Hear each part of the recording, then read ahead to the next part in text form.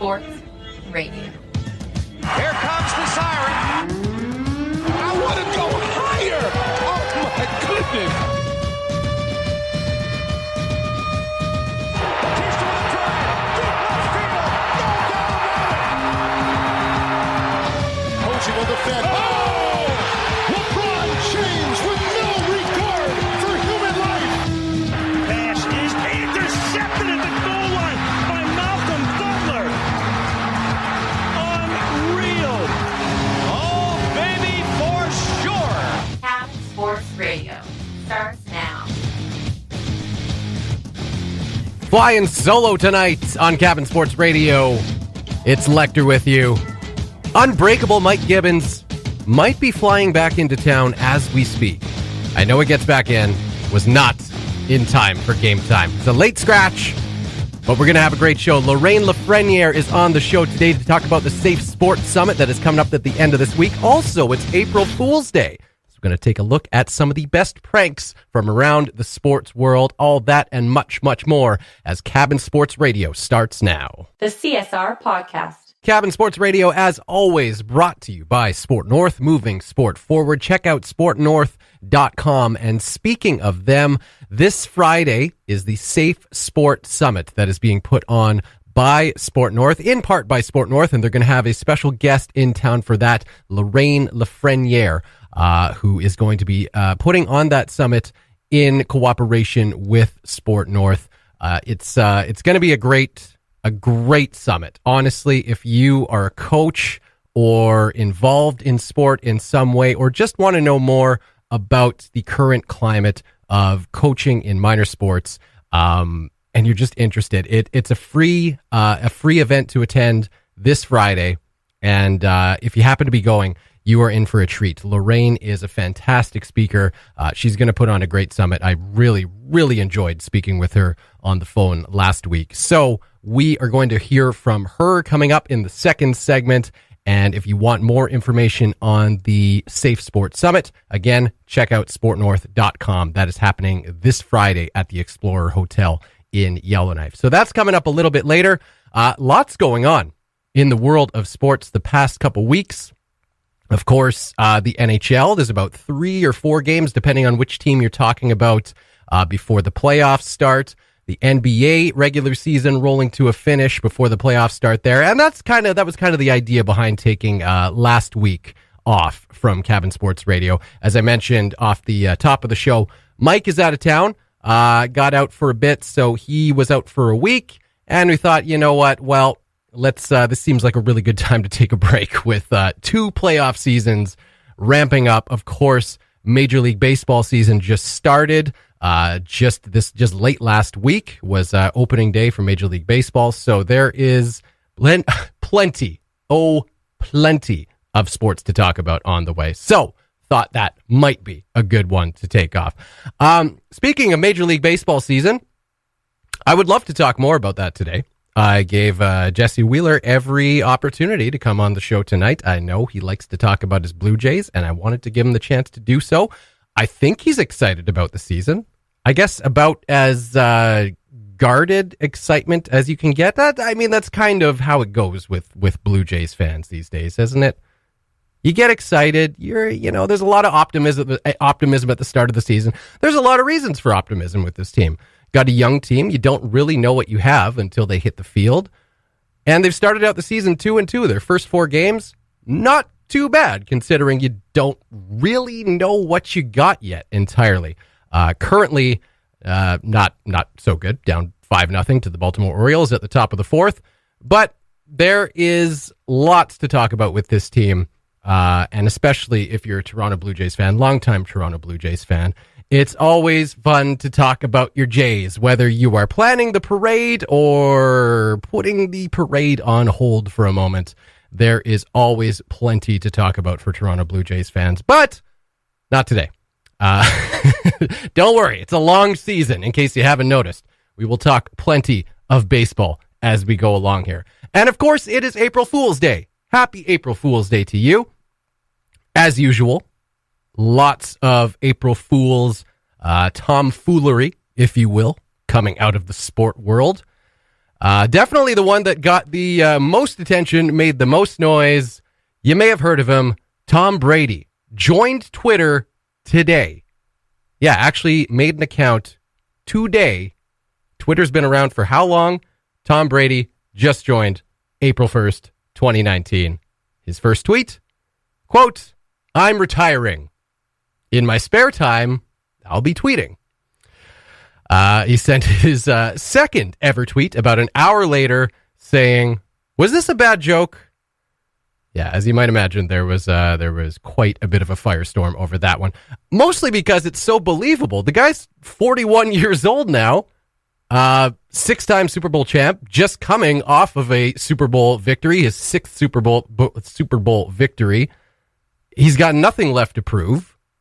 I mean, maybe a few stats records here and there, but overall, the legacy of Tom Brady is absolutely cemented. The guy does not really have anything else to play for except the sheer love of the game, which, I mean, if you're still playing at 41 years old and you are set for life as far as money goes, I guess you have to love the game somewhat.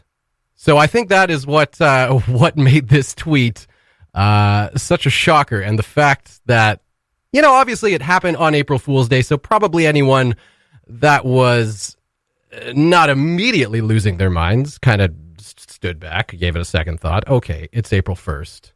Tom Brady has, for some reason, inconspicuously, just joined Twitter today, of all days. But again, 41 years old. Nothing left to play for. Most folks would have retired probably 4, 5, 6 years ago. Either way, the tweet created so much noise that a Twitter spokesperson was actually prompted to confirm whether or not the account was legit, which it is. It is Tom Brady. But she also made sure to mention a casual reminder as to what day it was that the tweet surfaced. Also, a recent, what was it, 2-3 weeks ago, Rob Gronkowski announced his retirement.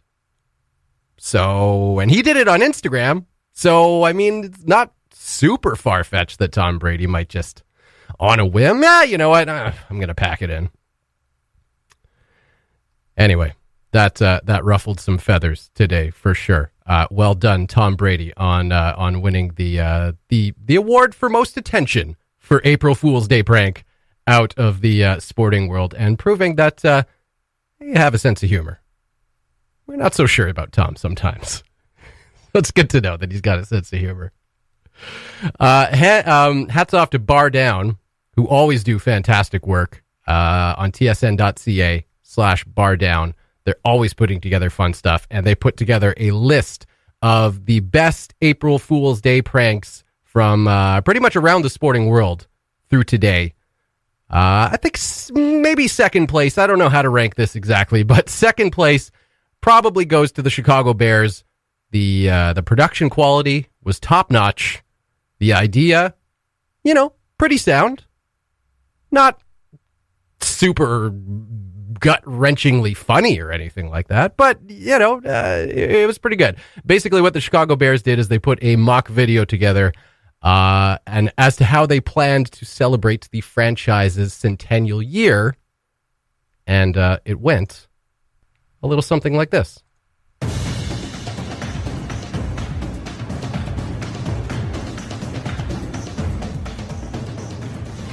First, I thought the idea was kind of crazy. I'm like, why are we all changing our numbers? But you know what? It's an honor to be a part of this historic franchise. We're celebrating our 100-year anniversary, and I think it would be pretty cool to put the one in front of every single jersey number. So, well, nobody here remembers whose idea it was, but everybody remembers when it first came up.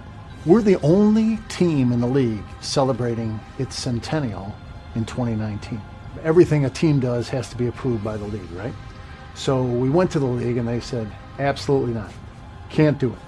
And we just kept working on them. We said, hey, we're a charter franchise.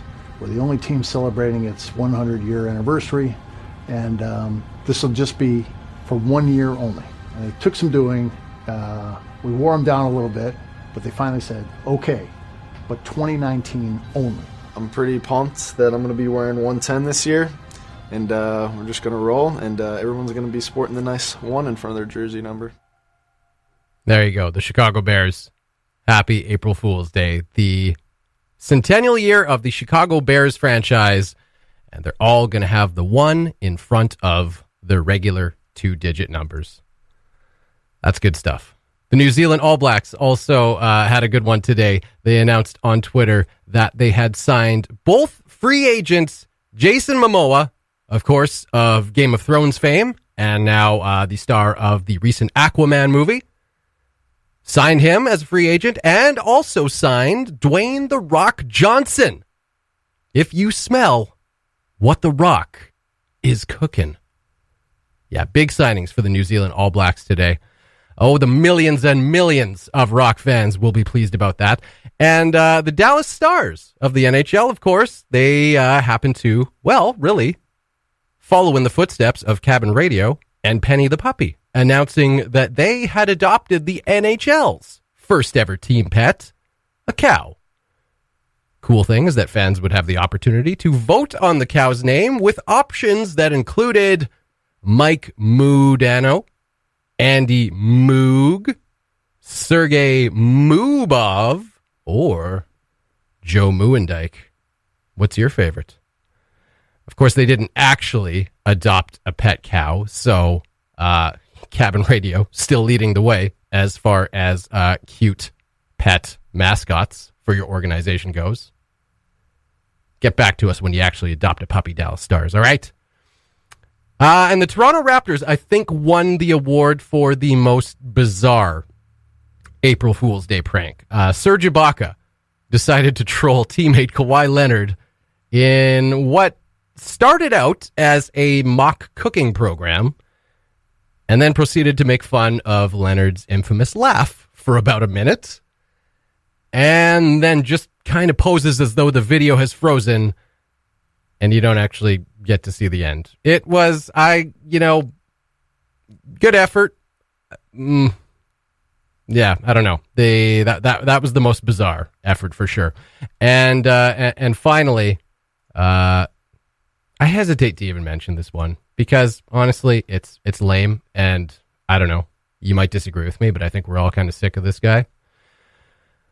Conor McGregor's agent, or rather his trainer, teased that McGregor versus Diaz 3 was going to happen at UFC 239. Oh, that's great. That's great. Take a seat, Conor. You're retired now, apparently.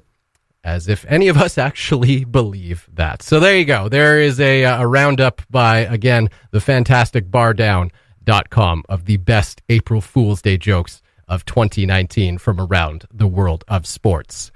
Right ahead, Lorraine Lafreniere on Cabin Sports Radio. Going to hear from her next about the Safe Sports Summit going down this Friday in Yellowknife.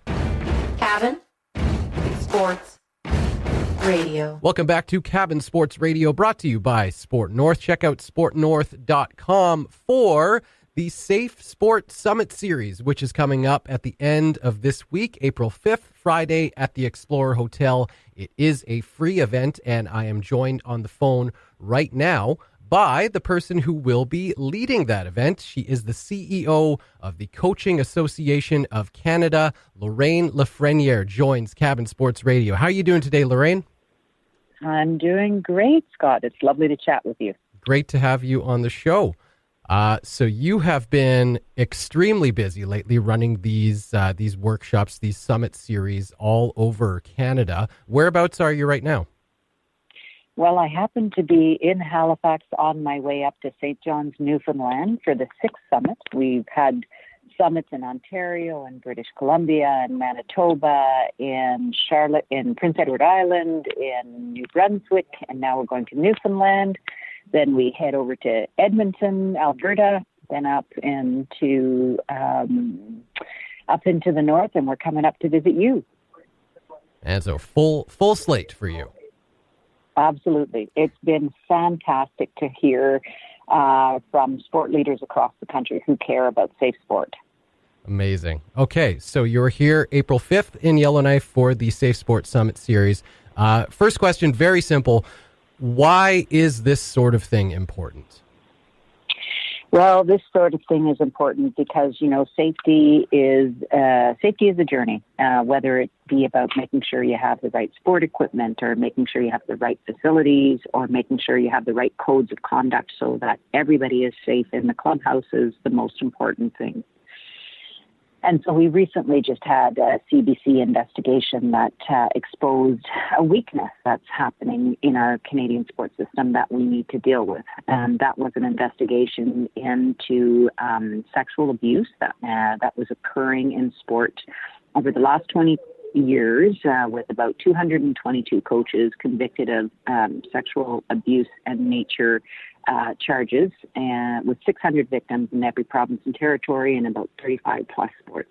So why it's important is because we need to address what I would call that leakage, the problem that we are seeing in our sports system where people are getting in through the cracks, and we need to make sure that we address our code so that it is fixed.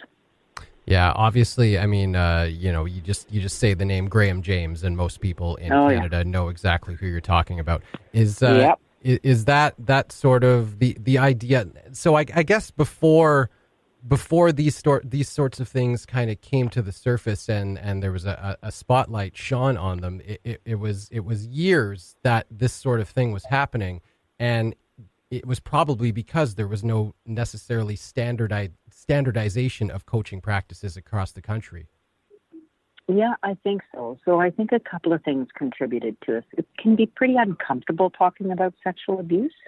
And so, it took Sheldon Kennedy years to come into the light. And so thankfully, we're seeing a bit of a shift where victims are able to talk faster, and so to protect future potential victims. But it's not fast enough. And part of what we need to do to honor these people who have come into the light to change sport to become safer is we need to have better preventative measures.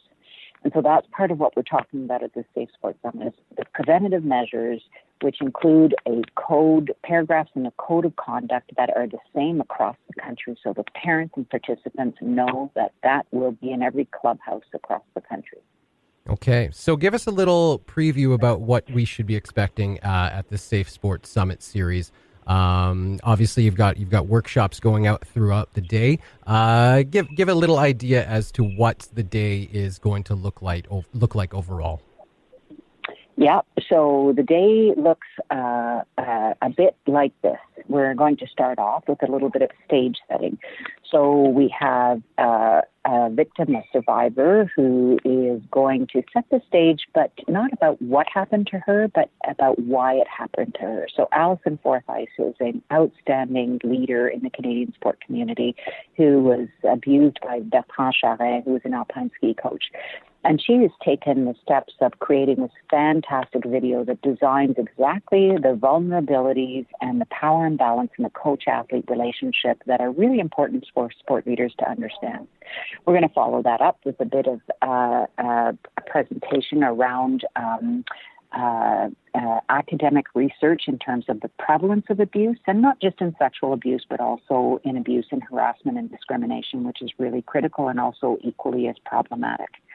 And once we've set that stage with common language and common understanding around abuse and harassment, then we're going to get into hearing from the people in the room. We want to hear from folks in the room in terms of the commitment to and the agreement to having a universal code of conduct that would be across the country. And then we're going to talk about, okay, if you could agree to a universal code of conduct, could you agree to a universal code of sanctions? In other words, the penalties for certain behaviors would be the same across the country. Right. And that's really important because what happens is sometimes abusers will change provinces or territories, or they'll go into a different sport, and so they're not known. And so right now there's no way to track them. So that's an important step. Okay. Then the most important part is when we get to hear from the folks in the room about the issues that would prevent us from getting there. What are the capacity issues? And of course, obviously, that's a big reality for you, where we need to talk about how do we get this done and make it doable, right? There's a just do it idea, but there's also how do we make it doable? So what do we need to do? What do we need to talk about? What are the burning questions? How can we bring that forward? And so that's kind of wrapping up the day where we get to have that. From there, we're actually taking all of our 13 provincial territorial meetings, and we're wrapping it up into a bow where we're going to have a summary for each jurisdiction, so Sport North can look at what was said in the room for them, but also take a look at what was said in the room across the country and figure out how we all work together to implement a universal code, which you think would be easy, but it isn't easy. And so we've got to recognize that and work together. We're going to end up with a national summit on May 8th and 9th in Ottawa, where we hope to take steps with our national sport organizations that helps to contribute to set the stage for each of our partners to move forward in adopting codes across the country. Okay. So obviously pretty heavy stuff, but this is why you do it. It is so important, and you want to make sure there is enough support and infrastructure created there so that the vulnerable people don't have to go through this and don't have to go through the heavy stuff, and hopefully never have to encounter something as awful as being abused by your coach. I wanted to get your opinion on this. I just kind of thought about it as you were talking about that. Obviously, yes, as we mentioned, there is a real potential issue when you do have that vulnerability of the student and the coach dynamic. There's also been a lot throughout like the last decade or so. There's been a huge issue that's come to the forefront with hazing. Kind of want to get your opinion on that, because obviously it's usually framed as something that is within the team itself, and the coach is kind of seemingly left out of it as far as like who is at fault. What are your thoughts on that? I mean, my personal opinion is that the coach should be aware of everything that is going on with his or her team. What are your thoughts on hazing and how that factors in? Well, absolutely. So especially when you're dealing with minors, you have a duty of care. And so that means you need to know and protect your youth when they are under your care. And you need to take all of the reasonable steps to make that happen. Part of what you're describing, we all know hazing has been part of a sport culture, is actually kind of linked to the insular nature of sport, right? Right. We're kind of like, we stick to our own. And so what happens is behaviors become normalized over time. But think of hazing and think about your workplace. Like, hazing would not be a normalized behavior in your workplace, nor would bullying or harassment. We have mechanisms to deal with that because, outside of sport or in broader industries, that is the value of not being insular, is that you must meet the standards of the time. So we saw it in Scouts. They were insular, and so we saw what happened there. We saw it in the Catholic Church. And so when a system becomes insular, so in other words, they don't let individuals on the outside in, they tend to normalize behaviors over time, step over step, and that really wouldn't be cool anywhere else. Right. So it's not cool. It has to stop. And so we all have a role to play. All bystanders, not just the coach. Yeah. All bystanders have an opportunity to interfere and to change the course of actions that might damage an individual. Amazing stuff. Yeah. So this is basically about, like you say, that kind of environment can be created when that insular nature and the behaviors within it are kind of normalized. What you're trying to do is normalize a healthy code of conduct and behavioral atmosphere for sport. That's a great way of saying it. Okay. So once again, that Safe Sports Summit Series happening in Yellowknife at the Explorer Hotel this Friday, April 5th, free event. Check out sportnorth.com for more info on that, or you can contact Rita Mercredi directly by emailing her rmercredi@sportnorth.com. Lorraine, we are looking so forward to having you here, and thank you so much for joining us on Cabin Sports Radio tonight. It's my pleasure. That's Lorraine Lafreniere on Cabin Sports Radio. Once again, she is the CEO of the Coaching Association of Canada, putting on the Safe Sports Summit Series with Sport North here in Yellowknife, Friday, April 5th at the Explorer Hotel. Check out sportnorth.com for more details. The Cabin Sports Radio Podcast, brought to you by Sport North, moving sport forward. Cabin Sports Radio brought to you by sportnorth.com, moving sport forward. A big weekend / past week of local sports here in Yellowknife, of course. The annual Championship Canadian Dog Derby went down, as it always does, this past weekend, and Richard Beck won his 12th career championship, defeating his son in a battle for first place. You can check out cabinradio.ca for the full story on that. And Cabin Radio intern Corinne was covering the race from start to finish. Took place over 3 days, and she did some fantastic work. Here is her talking to 12-time champion Richard Beck. First off, congratulations. Thank you. So how do you feel about winning again? It was good. It was nice. I had a nice run and everything, and I think I had an advantage of running this with such a warm weather than the rest of the guys here, because I went to Wyoming and raced a stage race in Wyoming. Right. And we trained. We had an 8-day race, and we ran 7 of the 8 days straight. Okay. And I ran in temperatures of -5, -6, -7, so which gave me an advantage to over these guys that had 40 below here, or 35 below, and they missed a lot of training. So I think I had a quite advantage. And how were the conditions out on the trail? It was a good trail. The guys are working really hard on the trails, and that Scott Lafreniere there, he plows the trail all night long, and just so we have perfect conditions, and it was really good. And at some places we're doing like 18 miles an hour, which is really good. Yeah. And how did your dogs hold up? They all held up good. I had 10 dogs the last day, and the limit is 10. And I had 10 really good dogs for the last day, and they all look happy, and they're all drinking, eating, jumping around after the race is over. So which makes me happy that we completed the race and did good, and still the dogs are nice and healthy. And right. Is that the dogs you use all season?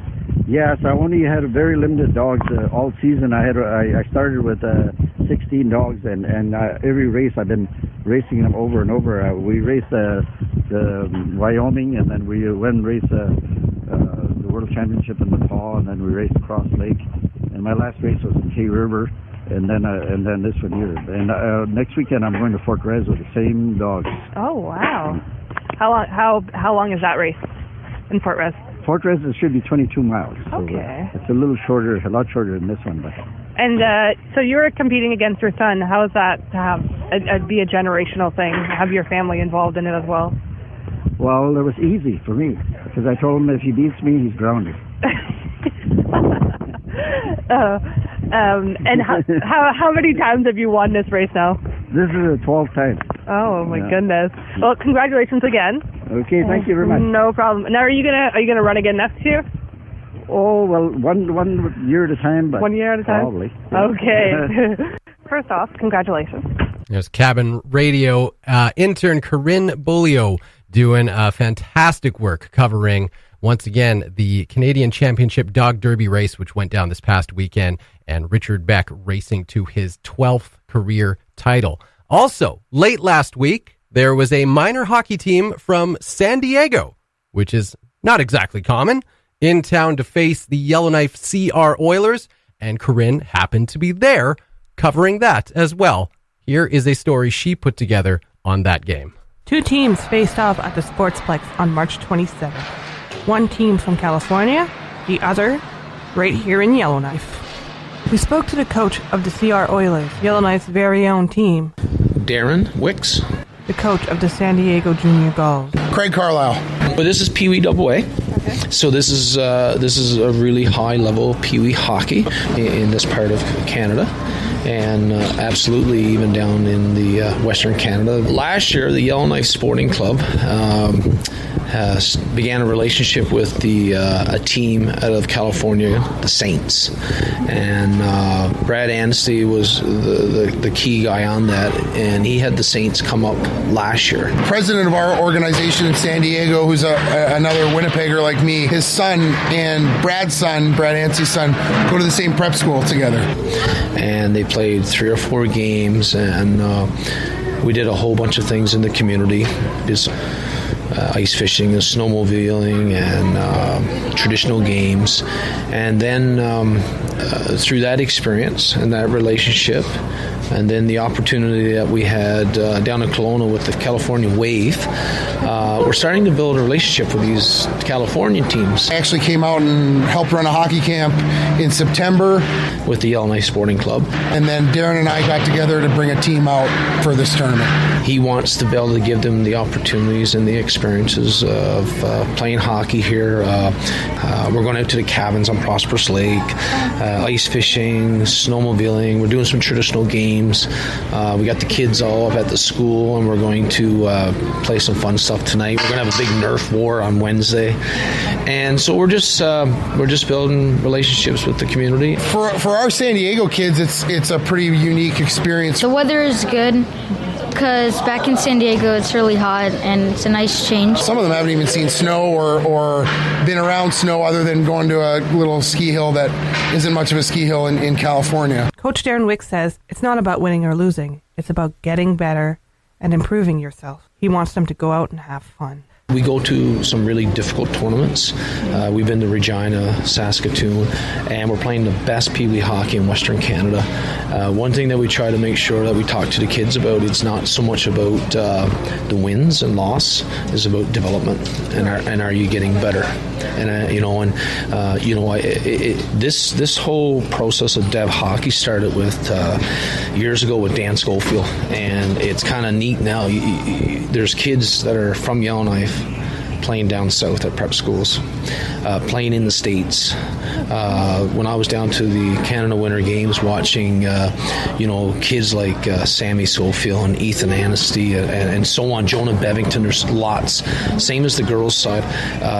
In order for our kids to compete at that level, you got to go to the biggest and hardest tournaments in Canada.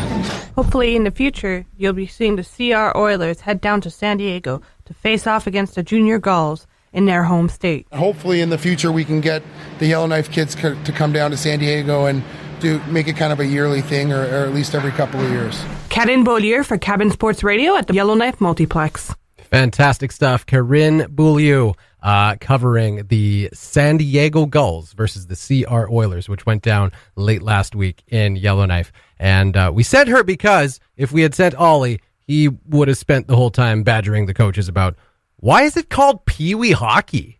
So we didn't want to get into that. But great job, Karin. Going to close off the show with one more segment. Going to take a peek into the NHL playoff picture. This is the final week of the regular season. The NHL playoffs just on the horizon. We'll take a look at how things are looking next on Cabin Sports Radio.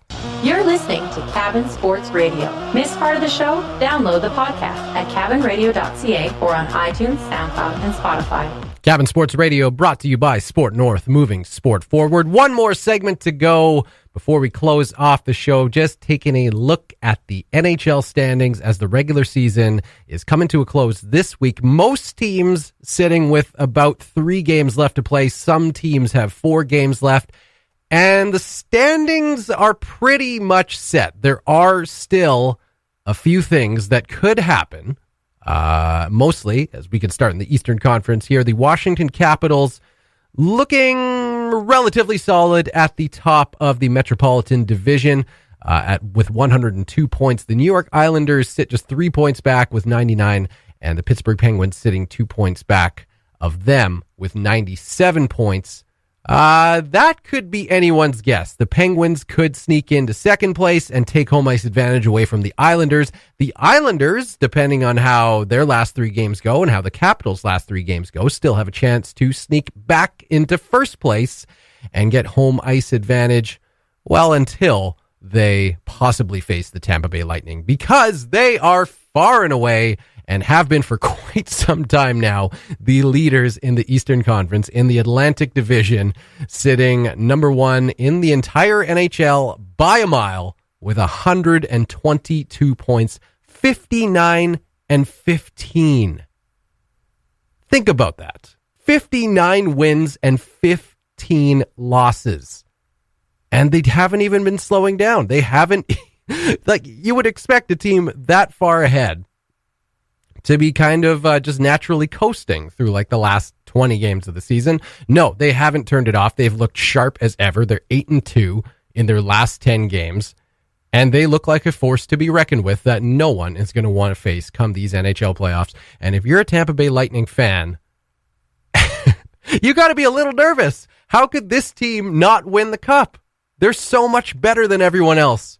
But you never know. That's the great thing about the NHL playoffs. You just never know. So the Tampa Bay Lightning are looking right now like they're going to face either the Carolina Hurricanes or possibly the Montreal Canadiens. The wild card race in the East is really interesting. It is down to 3 teams. Montreal currently sitting just on the outside looking in. All 3 of these teams, Columbus, Carolina, and Montreal, have all played 79 games, and there is just 2 points that separates the 3 of them. Columbus is sitting in that first wildcard spot with 94 points, Carolina 93, and Montreal 92 points. It is going to be a very fun final week of the season.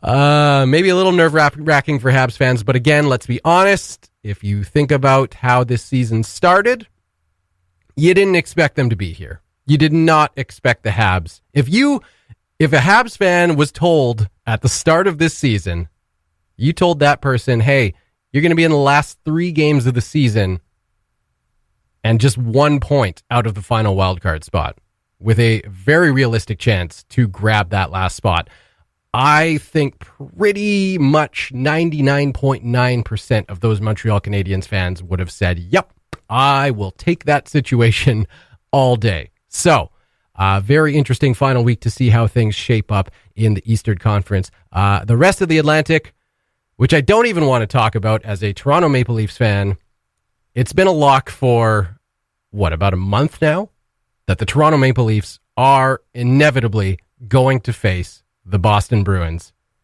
and I don't like it. I don't like that matchup. I heard a thought that, are the Leafs trying to tank and drop into one of those wildcard spots? I don't know. The way they've been playing recently, it would explain a whole lot. They are pretty much the dictionary definition, or have been, the last 10-plus games of limping into the playoffs.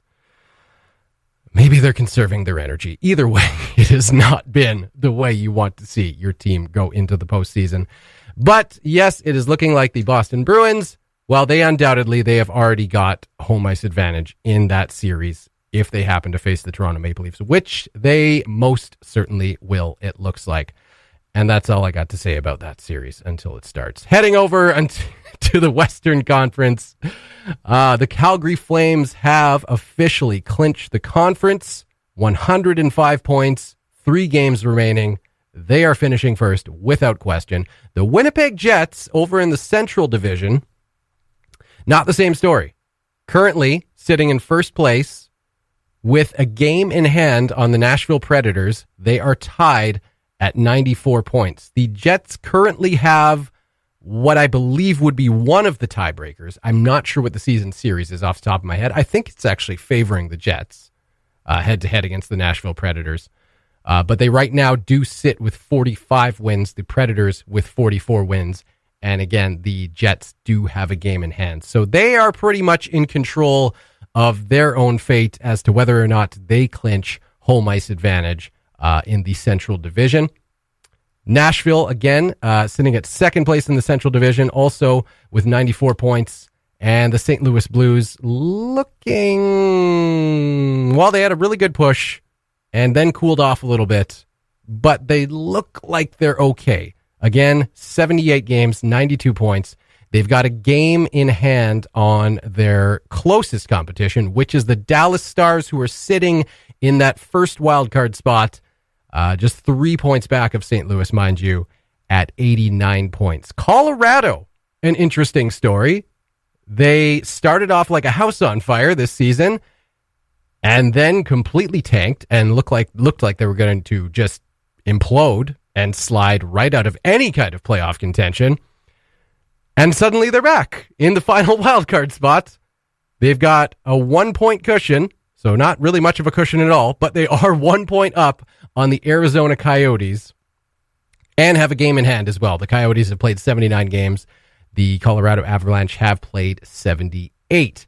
Minnesota Wild sitting 3 points back of Arizona and 4 points back of that final wildcard spot at 81 points. Definitely a disappointing season for them, as that's tough. That is nearly impossible. They are not mathematically eliminated, but making up 4 points in 3 games when you got teams that you got to leapfrog that are also fighting for their playoffs lives, yeah, it doesn't look good for the Minnesota Wild. So I'm thinking Dallas Stars and Colorado Avalanche will probably finish it out. It seems to be a pretty safe bet that if you just look at teams' goal differential, you know who's going to make the playoffs. The best goal differential seems to be the best indicator of the good teams and the not so good teams, or at least the playoff teams and the non-playoff teams. And then finally finishing off the Pacific Division, the San Jose Sharks and the Las Vegas Golden Knights look to be a lock for a first-round matchup as well. The Sharks in second place with 97 points, and the Vegas Golden Knights in third place with 91 points. Neither of those teams really looks like they're going anywhere. They are pretty much a lock, unless the Arizona Coyotes. Nope, that is not even mathematically possible.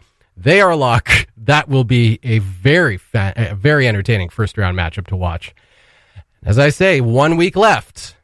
Oh, it's going to be interesting to see how it goes. But you can pretty much start organizing your playoff pools right now. Going to finish off the show with a little fun piece of audio. If you missed it last week, the LA Kings invited a legend, a broadcasting legend, to do play-by-play on their game against the San Jose Sharks. Mr. Ron Burgundy calling the LA Kings versus the San Jose Sharks. Late. I thought you guys still played at the Four. I spent a half an hour at what I thought was a Kings Day. It was a Sade concert. I used to do some with the San Diego Gulls in the IHL. Of course, they were horrible. Most of the team didn't actually have skates. Passing over to, who was that guy? That'd be Sean Walker. Sean Walker, one of my favorites. Oh, shot on goal, Walker. Kid out of Ontario, right? He's got to be out of Ontario. You know what he does in the offseason? He works with puppets. I myself feel a little bit nauseous, and I hope I don't throw up during the broadcast. But if I do, I'm going to throw up right on Foxy. Jeff Carter. He is a statuesque man. Apparently someone found a corn dog in Joe Thornton's beard during the intermission break. And cleared by the Kings. Take that, San Jose. 0 Stanley Cups. I have worn the same underwear, same lucky underwear for every broadcast I've done. Really? Yes. I had to keep it together with staples and duct tape and shred it. When it comes to announcing sports, I have 0 journalistic integrity. 48, Tomas Hurdle, the announcers that said. All he had to do was listen to you. Okay. Yes, I already gave that information. He's way behind. Now, he reminds me of a Swedish national player from the 60s, Emil Wohl, defenseman, who was actually neutered in a game against Hungary in the Innsbruck Olympics. Well, I used to date Diana Ross, and she dumped me. This was a while ago. Right. And I've never let go of it. Oh no, break, trip him, yes! Oh my God. No. That is delicious. The name. Oh, right across, something happened. Bailey brought me this ice cold cup of milk, and guess what? There's vodka. I prefer warm, room temperature to hot milk. To be quite honest, and I hope you take this the right way, you need to change your cologne. For those of you at home, we've had to stop action on the ice several times. Feral cats have run onto the ice. Why would the organization promote bringing stray cats into Staples Center? Now, when will the Kings start running an octagon formation? Icing! San Jose iced it. When you look around the arena, most people are wearing turtlenecks. It's come back so strong. This is one of the greatest nights of my life. I got to kiss a burrito on the kiss cam. It'd be something like this. Kopitar with the puck. He dribbles, he skates up the ice and says, shot on goal! He scores! Put that baby to bed without a diaper. Go, Kings, go! Go, Kings, go! They can't hear me, Cam. No, they can. We're too far up. The goalie's left. He's quit. He's decided I've had enough. And he's oh no, they brought an extra man on the ice. Sorry, I thought the goalie had left and was just going to run for the showers. No, that's just a little love tap. What's the guy's name again? Timo? Timo. Well, you can't trust a guy with the name Timo. Right? Just hold on to it. Can you just lie on the puck? 5, 4, 3. Keep going, guys. 2. They killed the penalty. Yes. Burritos for everyone. Not in my house. Take your rental car back to Burbank and get on a flight to Southwest back to San Jose. Down the corner. Shoot it! Just shoot! Oh, well, they don't have the puck. And this is truly in the top, I think, 1,000 things I've ever done in my life.